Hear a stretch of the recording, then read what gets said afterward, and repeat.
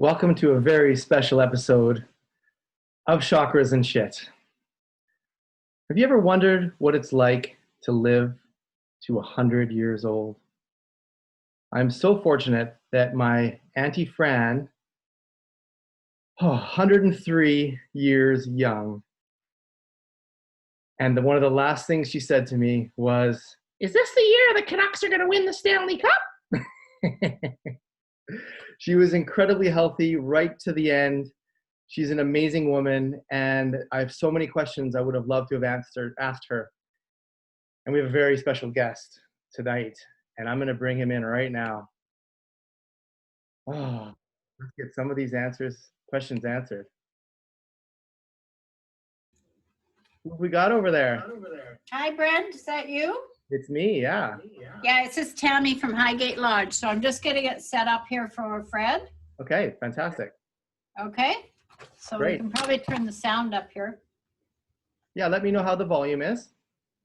Well, we've got it set up here to a speaker. Straighten your eyes up close. Tammy, you sound great. Okay, that's good. You can hear him. So I'm just going to have him sit here. Is that sort of in front? Fantastic. Yeah, that's good. That's great. Okay, we're there. He's on his way down. Okay. I was no password, so that was my phone message to you, so you can ignore it. Okay, no problem. All right, so he'll be with you real soon. Thank you, Tammy. Okay.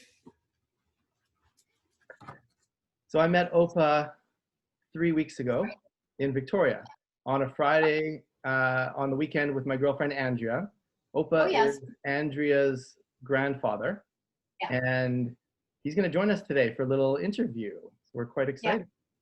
Yeah, that's been good. Yeah, he's looking forward to it. I think he's putting a clean shirt on. Oh, that's fantastic. I wore my prayer shirt for him. Oh, wonderful. These are my prayer flags from Nepal. Can't read them. That's okay. Yeah. It's just about faith. Yeah, cool. How's he been doing? How's his health? He's been doing great. Yeah, He's Fred. He's Fred. He comes down and joins in more things than most people do here, so it's kind of cool. Awesome. Yeah, he was so lively and sprightly when we saw him a few weeks back. Yeah. Well, I think he was just finally happy to see some folks from Vancouver, you know? Yeah. Because he hasn't seen anybody for so long. Well, and it's been hard. It's been hard on all of our residents. It's been a tough go of it here, for sure. Well, you did such a great job setting us up outside and making sure we were distanced, and we took care of all the protocol, and it was very comfortable. So thank you. Yeah, good. Well, we've actually started doing some picnics now and stuff with family members. So that's been a lot of fun. It's been a nice way to visit over a meal, you know. So we've delivered picnics outside and stuff. So yeah, we have to be creative. Yeah. Okay, I'm just going to go see if he's coming, okay? We're ready. If you hear me talking, I'm just talking to a recording. To yourself? No. I'm recording this. Okay. I love talking to myself. We're about to meet OPA. I'm excited. This is his biography sent over. He's lived a long and full life. He was born 4 or 5 months before the end of World War I. John Frederick Yauk, spelled Okay, J-E-U-C-K. here we go. Here he is. He's just coming in here. Okay. If you just sit right there. Yeah. And you can see his big picture here, but if you're looking right here, this is where he's going to see you from, okay? Just like exercises. Thank you. Yeah. See, there you are down there. Yeah. Hello again, OPA. Danielle's friend. Yeah. Okay, you're good? Thank you. Can you hear it okay, Fred? How's Are you my- doing I can't hear. test? Fred, can you hear my volume here? Test. How's that? A A little bit louder? little bit louder, yeah. Okay, try again. Testing, 1, 2, 3, testing. That's good. Fantastic. Okay. All right, have fun. Thanks, Tammy. Fred, OPA, Yauk, how are you today? I've Me, I've had a great day so far. I'm in good shape, and I'm looking forward for the balance of the day. Okay. What was your morning like? What did you do? Pardon? What did you do in the morning? What am I doing? How was your morning? Oh, the morning's great. They always are. We get up around 7:30, have a shower, come down for breakfast, have a lovely breakfast, and then at 10 o'clock we have a little coffee time. So you just move along as an old man can, you know, at that speed. And you're quick. I've seen you move. Yeah. Now, where are you broadcasting from? I'm in Belcarra with Andrea. In Belcarra, up the island. Down in Port Moody, near Matt and Mark and Port Moody. Oh, yeah, Belcarra, sure, yeah. yeah. Well, that's nice. And what are you doing today over there? Anything special? Yeah, we're putting a boat in the water. You're putting a boat in the water? Yeah, a little bit late in the season, but it's going in today. Oh, yeah, I can see the, yeah. Yeah, so you're going out for a boat ride. Yes. Yeah, good. And Andrea and I were talking, and I had a great aunt of mine who was 100. She lived to 103 years old. Yeah. And Well, you're how old are you? Yeah, well, 102. Woo! 102. Yeah, we celebrated our 100th birthday here a couple of years ago. Had the whole family and all the friends from the prairie come. So, and now my birthday's on June the 5th. Right. I was born in 1918. Yes, right before the end of World War I. Yeah, when I was born, they quit. They knew you were coming. They killed enough now. This little guy in Duval, Saskatchewan has a chance. So I missed that one, but I was in the one in I was in the Air Force in the 40s. Okay, tell me about that. Pardon? What do you remember about that? Well, I started off in the Army. I was a teacher at the time. And at that time, the rule was that you had to take 60 days of Army training. And so I was teaching in Sonita, Saskatchewan, and I had to go and take this 60-day of training. And of course, somebody had to replace me, right? So rather than going back to teaching, I enlisted into the Air Force in the education department because my background was education. So that's how I got started in the Air Force. And I was in the Air Force for 10 years in the education department. Yeah. And I covered from Abbotsford, Vancouver, and Tofino. Those were areas that I landed on one time or another, yeah. Wow, good for you. Did you ever get a chance to be full pilot? Well, the time when I applied for pilot, I didn't medically pass the test because I had a problem with my sight, and that was taken because you were wearing glasses at the time, and they were very rigid. I mean, you had to be 100 A++.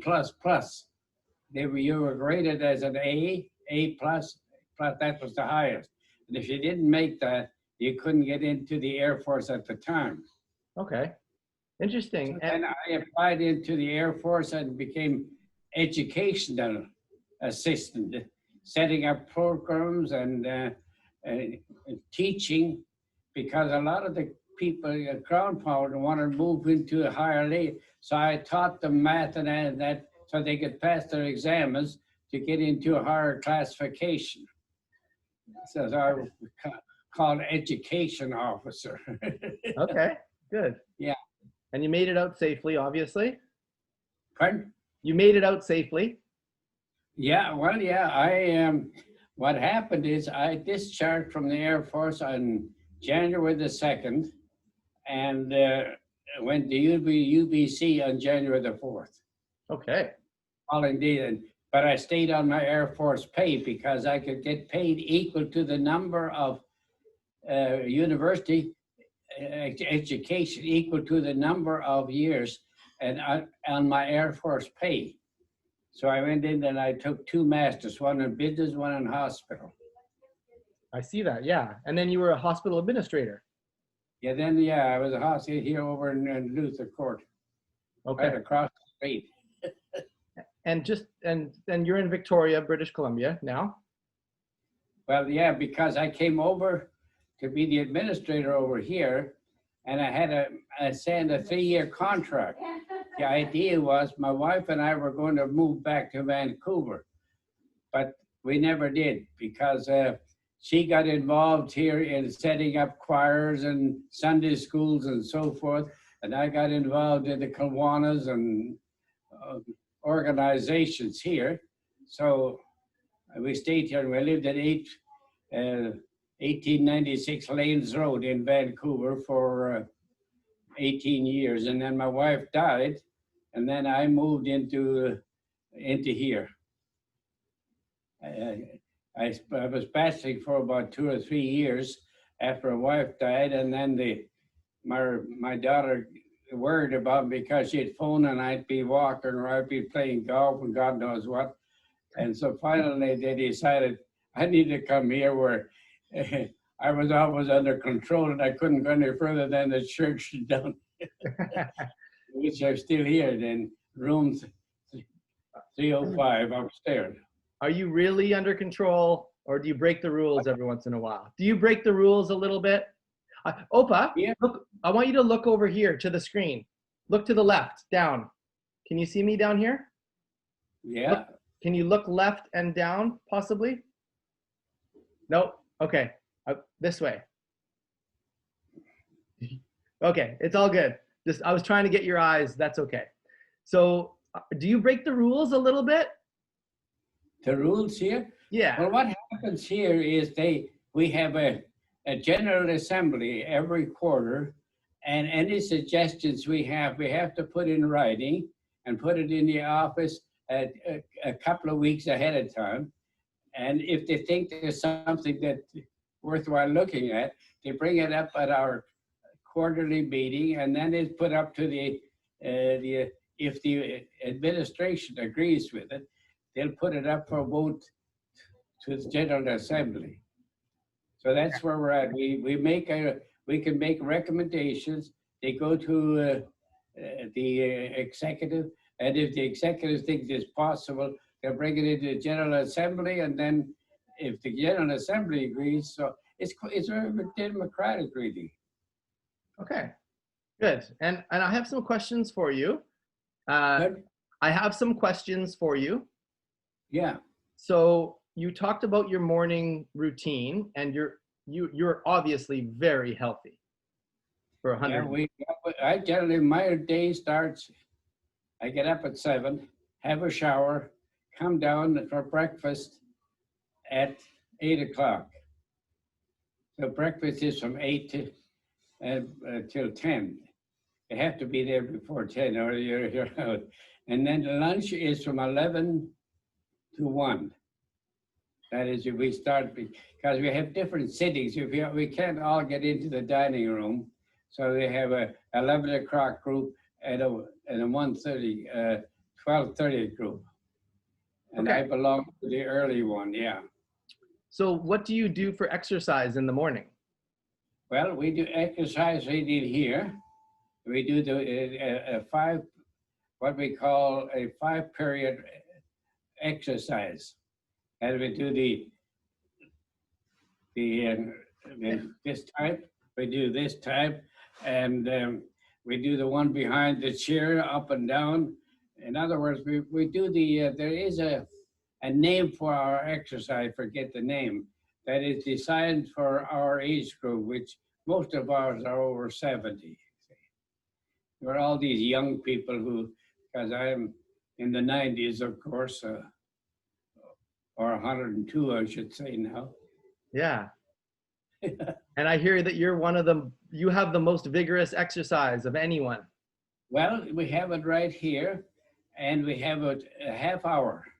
Okay. And these are standing up exercise and reaching our toes and that type of stuff. So we get both the sitting down and the standing up, behind the chair, going up and down and so forth. In other words, we try pretty well covering our knees and our chest, so that, and that's a 5-minute exercise. Okay.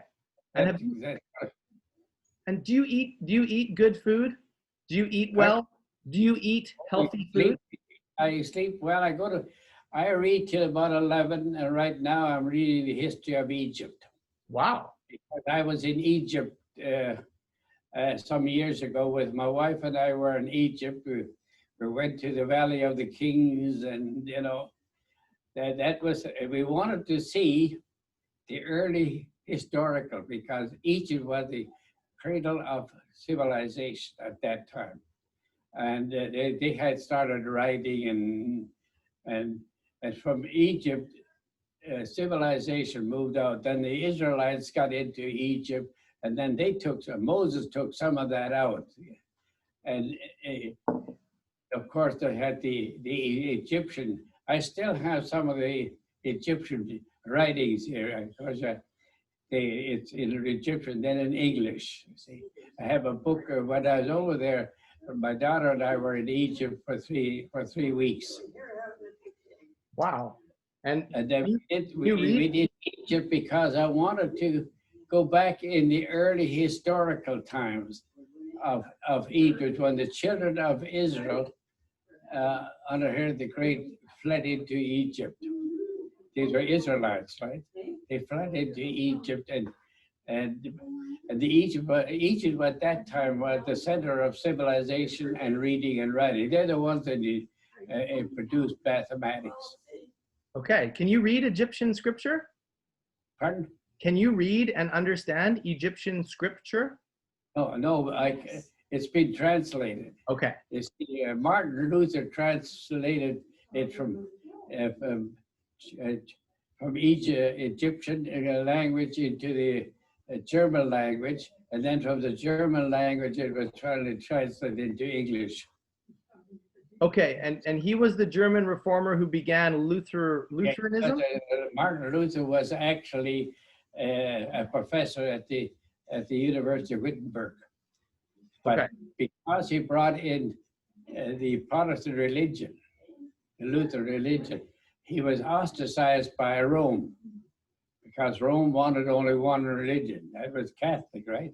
Mm-hmm. So Luther, and that's how we're named. I'm a member of the Lutheran Church over here. And so Luther was taken under the protection of a prince.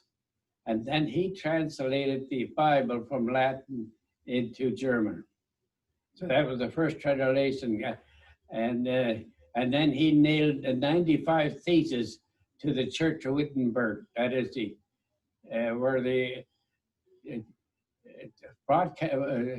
opening up religion from the one to first to German, and then of course English and all that type. Because so now we have the Bible in I don't know how many languages. How many languages do you speak? I have it in German and in English. I have a German Bible and an English Bible.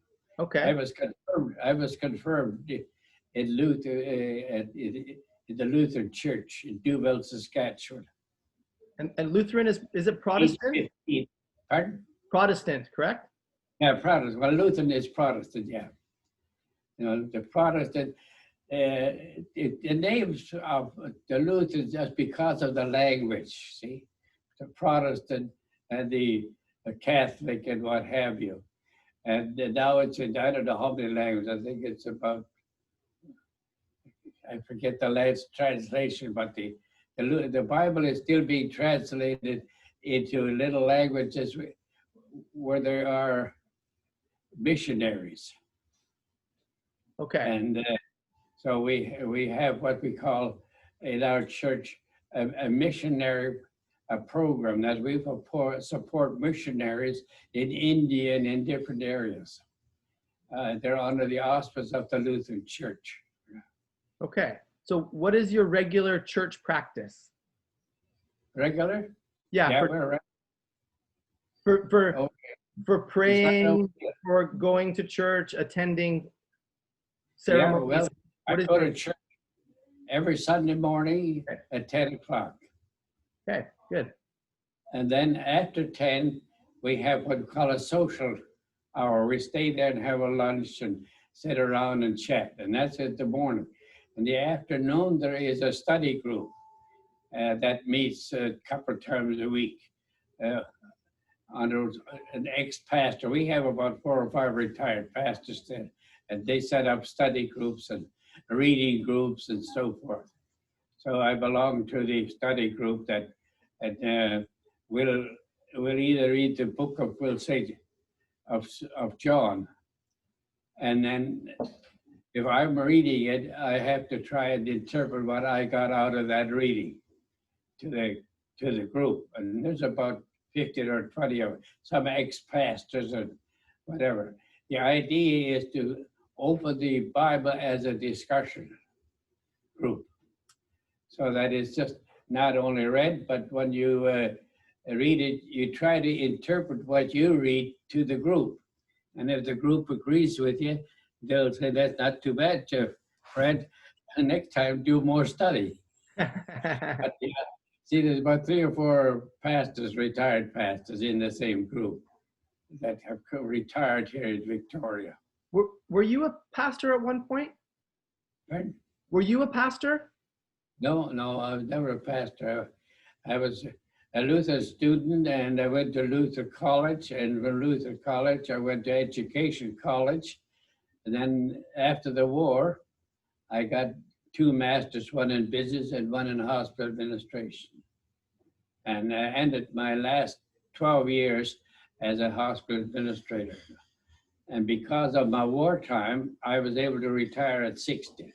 But they gave me my wartime, so I was granted up to 65 for my old age security in Canada pension. If you're in the service, they added that to your age. Okay.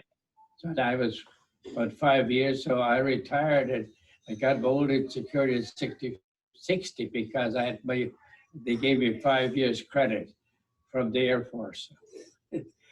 So then, of course, my wife and I decided that we would just take a trip across Canada and all across Europe. Nice. Yeah, we said, well, because when we were married, our honeymoon was 3 days because I was in the Air Force. So we said we had a late honeymoon. and of course, her father was a Lutheran pastor who had come from Germany. So we went back to see her earlier. The relatives are still in Germany. So we went over there and spent about 3 months in Germany. And then we went out to Switzerland and to Austria. We spent about 4 months in Germany. And then each year we'd go somewhere, either to Hawaii or to something like that. As I was retired and I had 2 pensions and she had a pension, and we owned our own home. At that time, I paid $250 for a lot and $3,000 for my house. Wow. So yeah. Well, now I go back to the house and I think I don't know how, it's 100,000 something now. But the thing is, at that time, money, I was making maybe $15 a day, right? Or $10 a day. But then we could buy something with it. Well, then, of course, the value of money went according to whatever the production costs were. So now we would buy bread at 5 cents a loaf. Now it's $1 something. $4 something. So and that's what makes it so difficult for the young people. I mean, we have 3 girls working here, going to school, coming in at 4 o'clock and working until 8 o'clock. They get, I forget, $10 an hour, whatever it is, So the wages are high, but the prices are so damned high. Yeah. I mean, I used to buy a loaf of bread for 5 cents. One baked bread. And when I went to education school to become a teacher, the three of us were staying together, and we paid $15 a month for room and board each. Wow. We had a room, and the neighbor lady cooked our meals, and we paid her $15 a month for cooking our meals. Give our boys, and they're still around too. Times have changed. Yeah, I saw I saw one of them, Albert Young. He's up in Interior, and when I was coming back from the Interior, I saw Albert Young on a, they had on a street, the mail. Says, I said, I wonder whether that's the Albert I know. And I walked here, was Albert Young. We had come into college together. Oh, wow. Yeah. Yeah, so that was a pleasant surprise because my parents, I always went back to Saskatchewan to visit my mother and my father. Then they were still on the in Duval, in a small town, and we still have the land. We still have 36 quarters there that are still on the farm by the Jocks. Yeah. And I sold my land. I sold my land to my brother, and I've built a house on 844 West 62nd in Vancouver. Okay. And then I became a hospital administrator. Is Duval anywhere close to Saskatoon? Right? Where is Duval? Yeah. Is it close to Saskatoon? Well, it's Saskatoon is where the farm was about 150 miles, and Regina is about 60 miles. We're on the main line between Regina and Saskatoon. That is the rail line. Okay. We want to go to Saskatoon, we go to the local station after, and my mother, my brother, and my sister at her house, we had what they call Luther House in Regina and in Saskatoon. And when they sold, they bought their own place. You could buy your own place in Luther House. So they bought a little condo there, a place of 2 bedrooms, a living room, and so a beautiful little patio that you overlook the city. They were on the 11th floor there. Okay. And that's where my brother-in-law died. And then my sister, they both died there. That were then buried though in Duval, where we in the local cemetery. Okay. So Andrea wanted me to ask you this question. So this question is, what is the secret, or what are the secrets to a long, healthy life? What are the secrets? Well, first of all, I think a reasonable diet, I think. And then the next one is exercise. I think we have exercise every morning here for half an hour, which I come down here at 9:15 and have an exercise program here for the half hour. And then we break up for coffee, chew the fat about it, tell little lies about each other. And then so I move up to 305 in this building. I live here. Yeah. Yeah. So, of course, this is a wonderful being able to talk to you. Yeah. It's a miracle. It's a miracle. At one time, you had a little radio. That's our first thing. The next thing was a little TV that brought in 2 stations, and they generally came on at 6 o'clock to 10 o'clock. Then the whole thing was off. Pipper McGee and Molly, and the Open Door, and some Mystic, the 3 Cowboys. These were all little local things produced in Saskatoon and in Winnipeg, yeah. And we could get 3 stations at that time. Well, now, of course, you get the whole world. You get the whole world.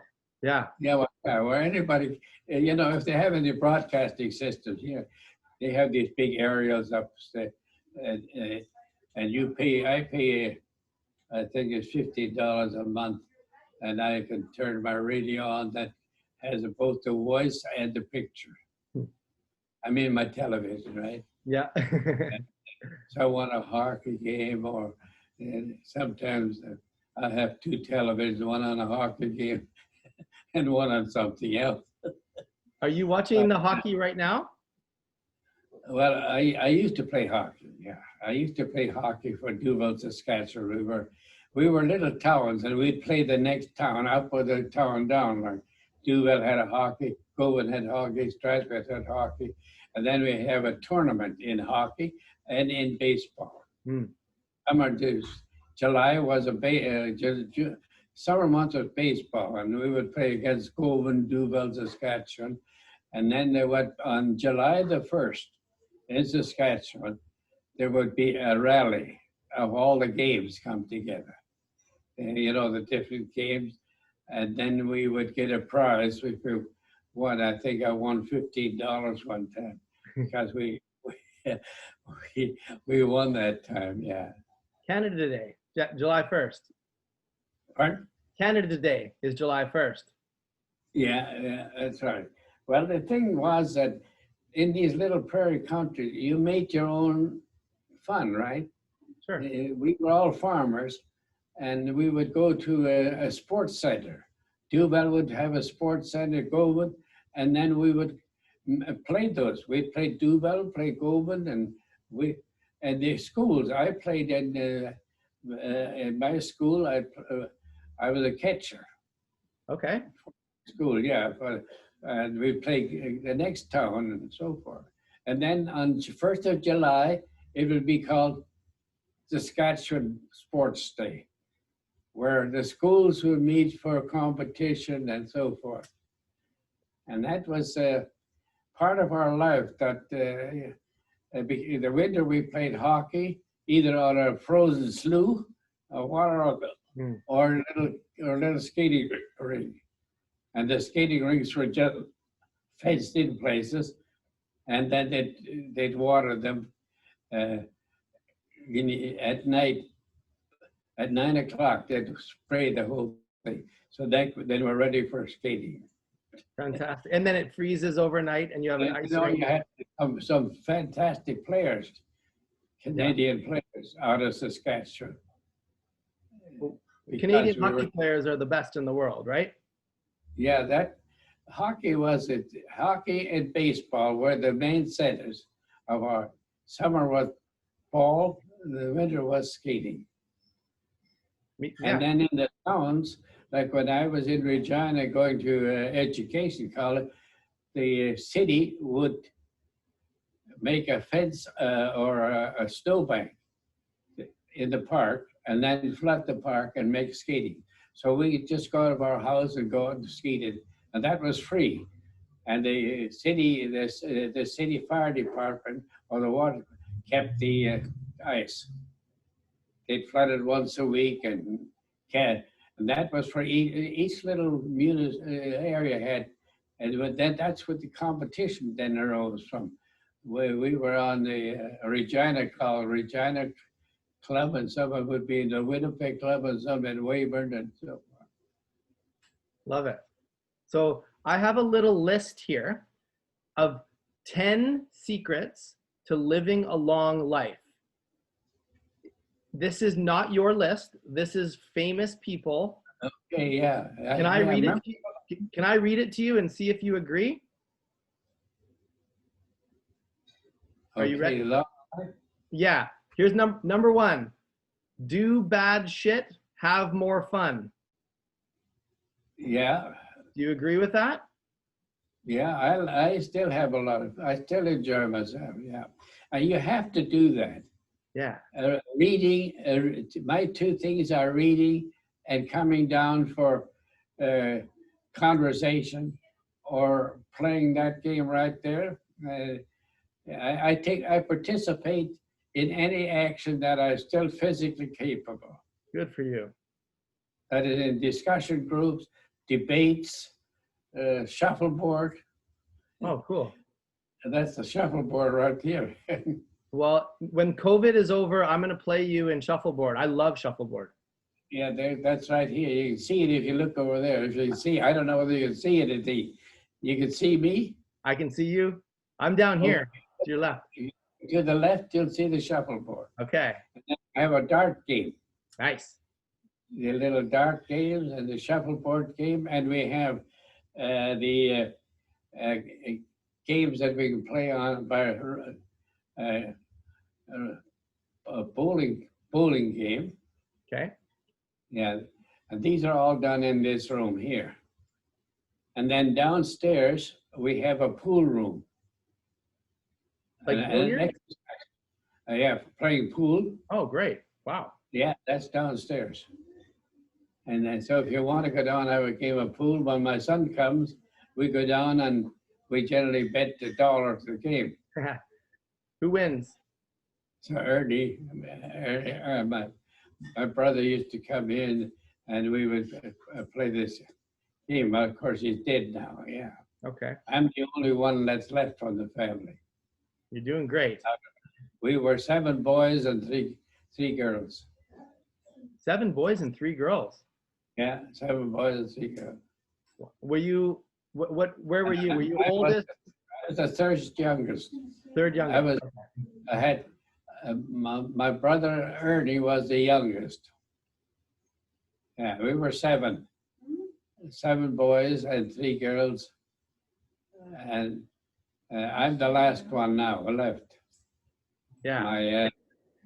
My young brother Ernie died about 4 years ago. Okay. In Saskatchewan, yeah. And what advice would you give for people looking for love or relationships? What advice would you give to someone in relationships? In a relationship? Yeah. Between myself and somebody? Yeah. Well, I always rate relationships from the 70% on up. Okay. You know, if they fall below 50%, we sort of quit. I mean, I'll say hello and goodbye, but now we have a book club. Okay. And we come together and read the books and discuss the books. And then we have a debate group. And I belong to a reading club over the church. And I belong to the Abbeyfield Society. And that's another organization that builds home for seniors. Okay. And on that one. And I was generally involved in the Kiwanis is an international organization. Yeah. The Friends of Music is an organization that deals with mental health. We developed an orchestra that is used because people who would be sitting away alone, but we would bring them into a musical program and playing a little violin, because some could do that very well or sing, but they felt themselves isolated because they couldn't do a special conversation or so forth. So we started what we call the musical program. And those who played the violin could be, and we have a violin group, a banjo group, and a singing group. What did you play? Sometimes we meet once a month. Generally once a month, and at one time we'll have them all together. The banjo group will do something, and so it will be a 2-hour evening in our center. We have what we call a senior center downtown, and that's given to us by the government as it's a part of the mental health program. See, the whole musical program has started off with some guy, and I had hired a social worker. I was in the government, and one day when I was sitting there, he was playing his little music, and I said, "Do you like playing?" He said, "Oh yeah, I love playing." So I got him to start an orchestra. So then we made a list of how many would like to sing, how many would like to play the banjos, and we got a banjo group, a singing group, and some nights we have it, you all play for a half an hour. And so that's still going on. Okay. What did you play? What's your instrument? Pardon? Which instruments did you play? I didn't play any, that's my problem. Did you sing? Yeah, I did a little singing, but I have no musical talent, you see. And my wife was a beautiful piano player. Oh, nice. But, and my sister played for the organ for the church for years. Yeah. My thing is, I like dancing. Okay. What kind of dance? Dancing is that was one type, you know, thing. I like to eat. My wife and I always went to the Trianon or some of the big dances. It was every Friday night was dance night for us. We go out to dinner and dance. Can you show me a dance right now? In Vancouver, be the Cave, Trianon, and then there was the ones in the Hotel Saskatchewan. And there you could go for dinner and dance for, I think it was $50, $25 a night. Bob Hope would be playing there. Oh, wow. Yeah, it was a hell of a good time. What type of dance? Bob Hope of course he played for the troops a lot. Okay, yeah. And so there was the Bob Hope show. Yeah. And a couple of other boys, a young singer, and I forget his name now, but that was one of our entertainment. The Cave, which was a dugout thing, and the one was the Trianon, and one was the Commodore. So there were three places in Vancouver. Yeah, I love the Commodore. Yeah, we lived in Vancouver, South Vancouver, on 62nd Avenue. That was I bought a lot there for $250. And I saw this lot advertised, and I was walking, my wife and I was in the Air Force, and I saw that lad out, so I said, I got my wife and said, how would you like this? She said, well, it sounds good, so we got a $250 for the lot and $3,000 for the house. And it's still there. Yeah. It's still a home there, yeah. And we were there for 23 years. And then I moved to Victoria to build Luther Court. Right. Yeah. Across the street. In Vancouver, in Coquitlam. So you're talking about dance. I'm not a very good dancer. No. I'm not a very good dancer. So if you could give me one move or tell me one thing to make me a better dancer, what would you tell me? You're a dentist? A dancer. If you want to teach me how to dancer. Oh, what would you teach me? Well, I like the waltz. Okay. And the one step. One step. And the one step and and the two step. This one. Okay. And of course we did the square dancing. Okay. That's remember then it used to be the square dancer where you had generally 4 couples. And we would do Ellum in the left. That is, you take the lady left and turn around, you dance with the next one, and then so on. And that was very common and generally we would go out in a group of at least 4 couples. So we could do these little dances, the square dances and the circle 2 and stuff. And the circle 2 was one where everybody's in a circle. And when the music stopped, you took the lady on the left and turned her around, and then you danced with the next one. Nice. Called circle 2 step. Beautiful. And of course, the old waltzes and the square dance. And, waltz is a beautiful dance. Yeah. So over the last 102 years, we talked about radio, TV, internet.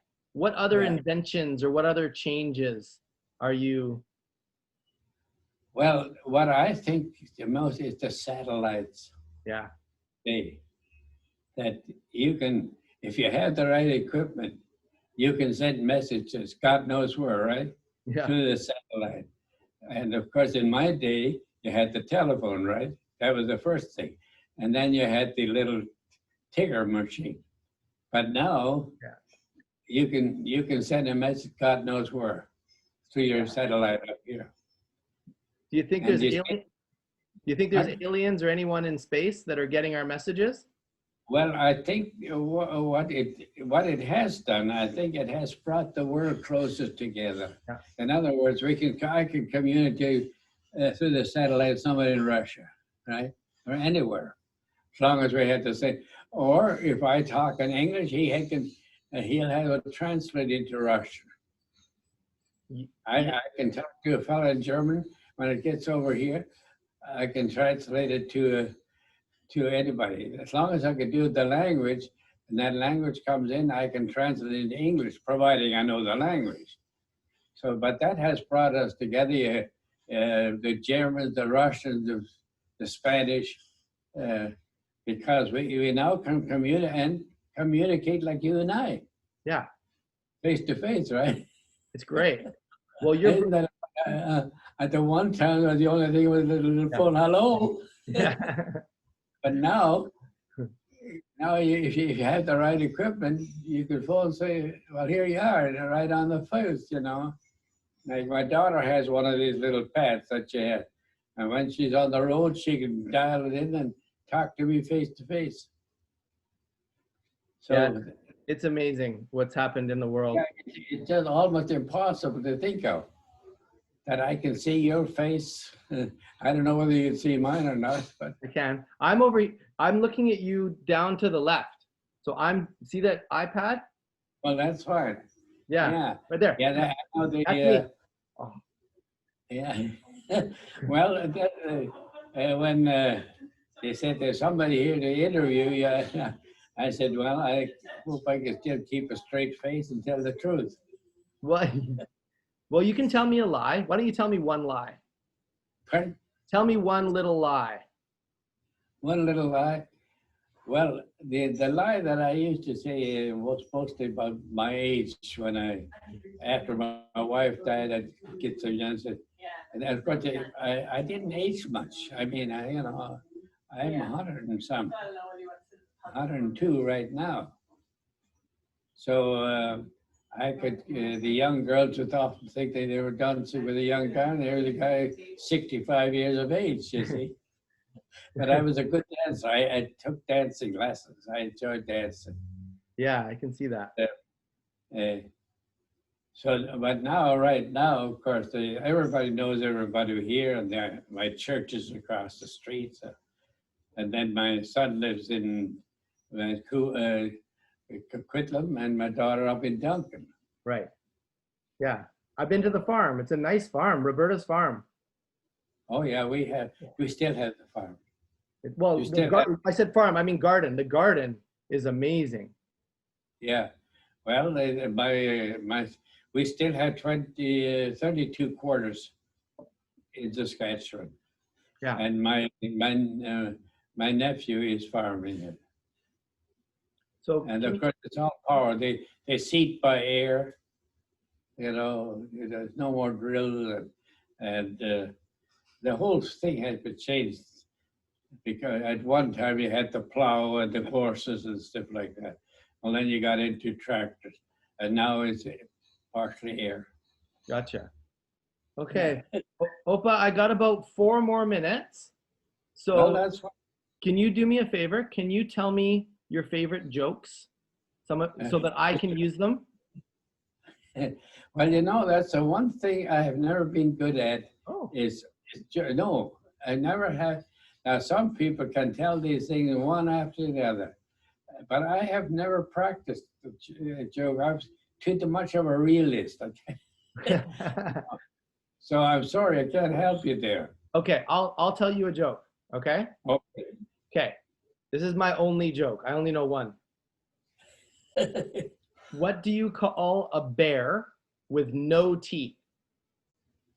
A bear with no teeth? Yes. A bear with no teeth. What would I call him? Yes. A bear with no teeth. A gummy that's- bear. That would be some type of a. Who the hell has no teeth? Is it? I don't know, because most of the animals, that's the first thing they show you. Yeah. Angry, they say, keep out of the way. You know, and the animal with no teeth. Now there is an animal that I think has only teeth at the back or to one side. Fangs, maybe. The lion and the fox, or the rabbit. Maybe the rabbit. It's a gummy bear. A bear? A gummy bear. Oh, is it?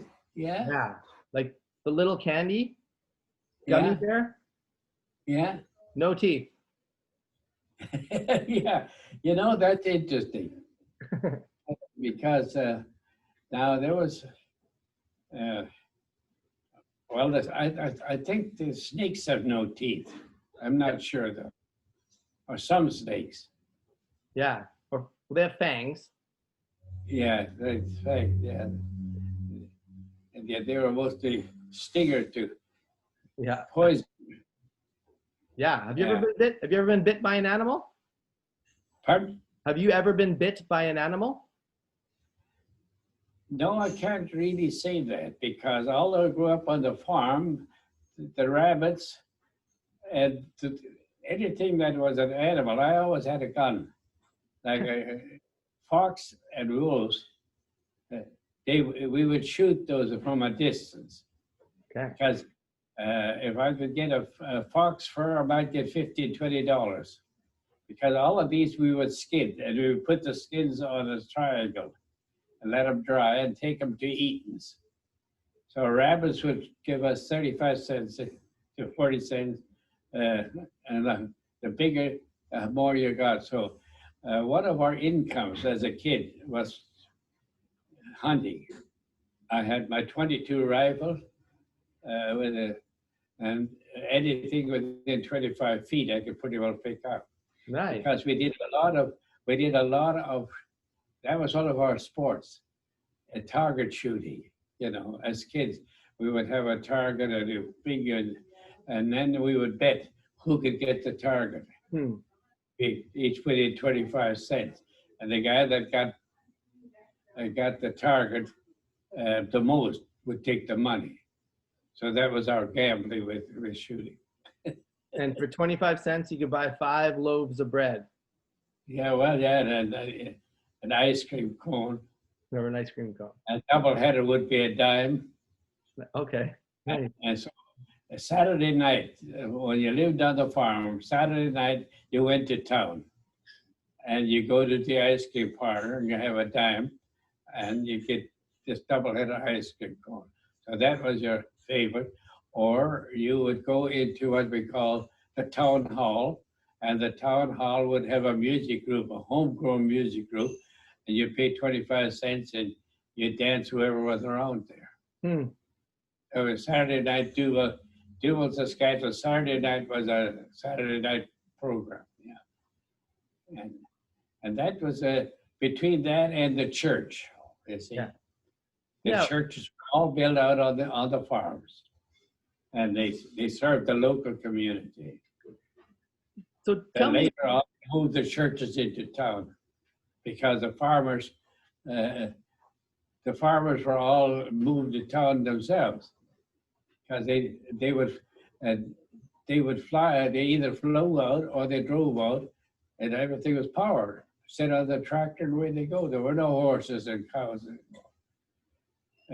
Cows and that was to run in a ranch. They were ranch system. But at one time we would have turkeys, geese, ducks, and cows, and pigs, and sheep. That was on the farm I grew up in, yeah.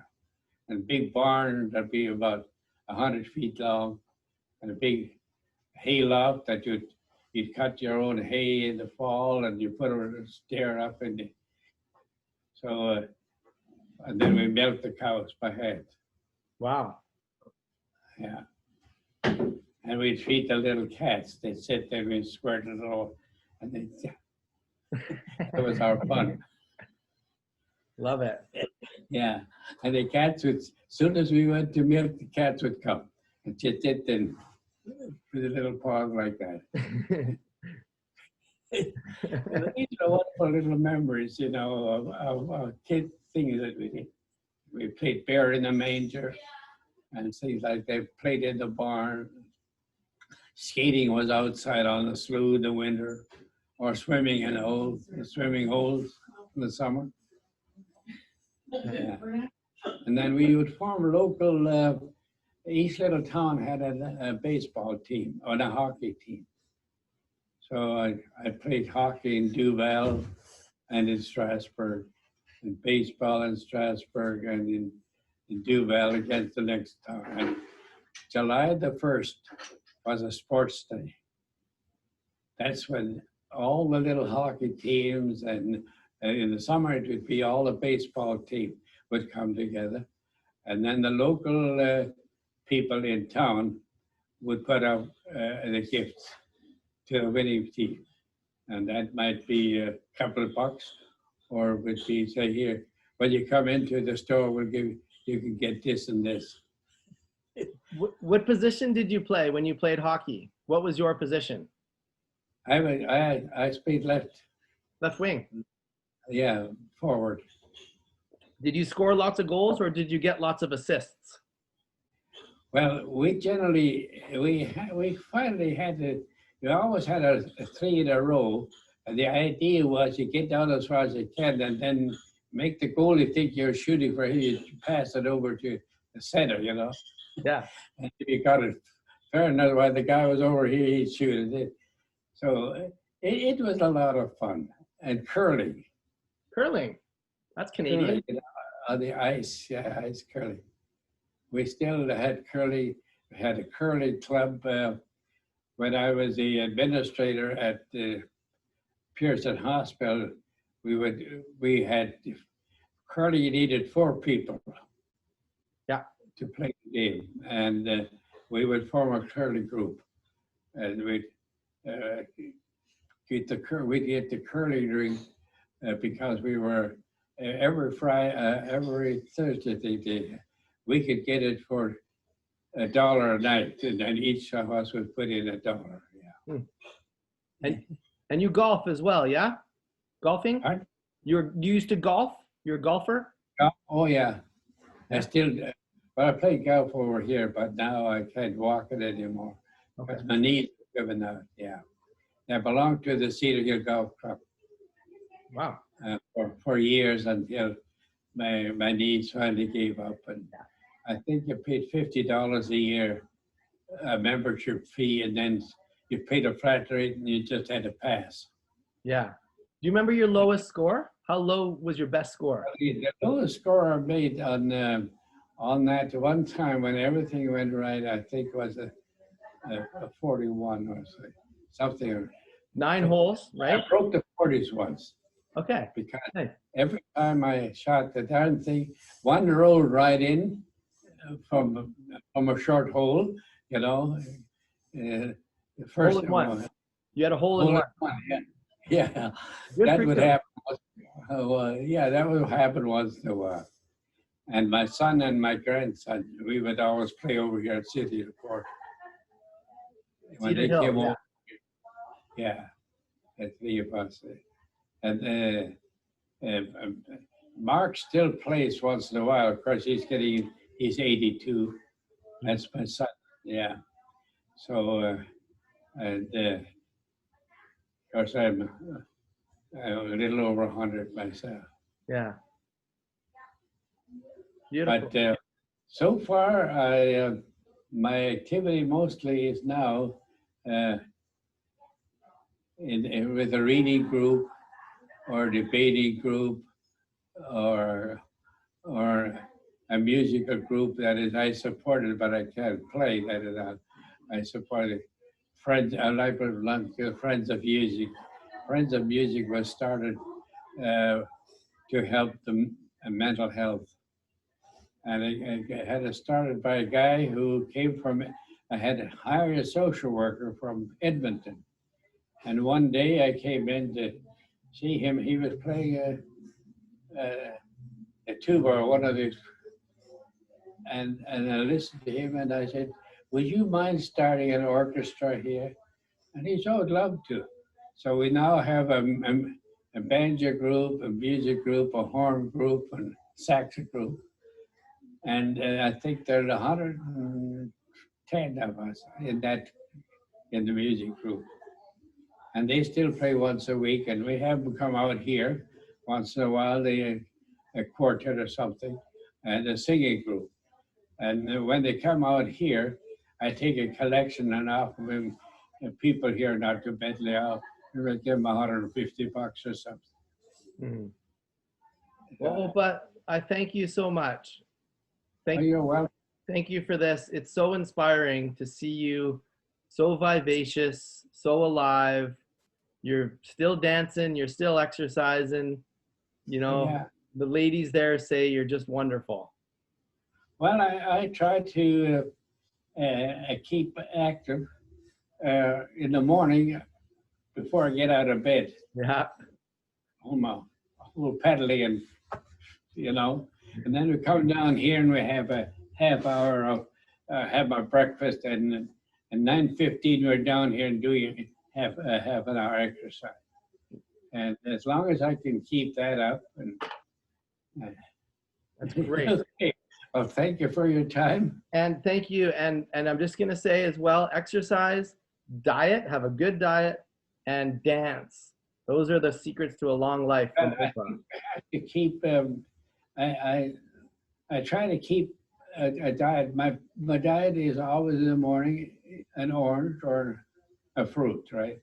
Okay. And then I have either a porridge or cornflakes. And if they make some once a week, they have eggs. If you want a fried egg, and that I generally take that. So they've varied it. Yeah. Okay. And then our lunch is always a soup and sandwiches and any drink you want, coffee, tea, or yeah. And the evening is generally start a full plate of either steaks or some of that type of stuff. Yeah. Beautiful. And then 9 o'clock at night, if you want to come down, you can come down and have a cup of coffee before you go to bed. And I can I have my own little pot that I can make coffee or tea, and my own cups and saucers and what have you. So if somebody comes and we say, let's have a cup of tea, I can make it in my own room. Yeah. Yeah. Amazing. Thank you, OPA. Well, thank you for coming. No problem. Andrew, we're off to now. Andrea's gonna call you later and say hi. Andrea's here with you? She's not here right now. She's doing real estate, but she'll come back and say hello. So we'll phone you. We'll phone you later. Okay, that's great. Okay. Yeah, well, we are always like this. Yeah. From the time she was born. Yeah. She loves you. She absolutely loves you. Yeah. Yeah, she's and we always, at least once or twice a week, we phone each other. So Yeah. when she phones, I said, just say hello and then hang up and I'll phone you back. I don't. I said, this is peanuts to me. So I said, I don't want you to have any bills, So, and then we phone about 9 o'clock. Yeah. Around 9 and 10. And then we talk as long as you want. I said, don't worry about how long it takes, because at my age, that doesn't mean anything anymore. I mean, I live by the day, and fortunately enough, I have enough income, my pensions, 3 pensions and what have you. So I have more income than I need, So what I do generally at on their birthdays or something like that, I try and either give them money, whichever they would like, and money, and so that or take them all out or take them out to dinner. If sometimes if we all get together and have dinner together. In that case, I take the whole group out for dinner. Yeah. Amazing. That's my life. Yeah. Thank you for Yeah, inspiring. I've certainly had the good Lord's been good to me. Yeah. The only thing is my wife died when she was 72, so I've been with it now for over 30 years. But we had a wonderful time because we traveled the world together, and she died in her sleep, so just didn't. Just wake her up, and she had a smile, and I said, "Come on, dear, it's time we got up and made breakfast." The last, yeah. So, yeah. Well, thank you for your time. Thank you, Opa. Good. Anytime. So.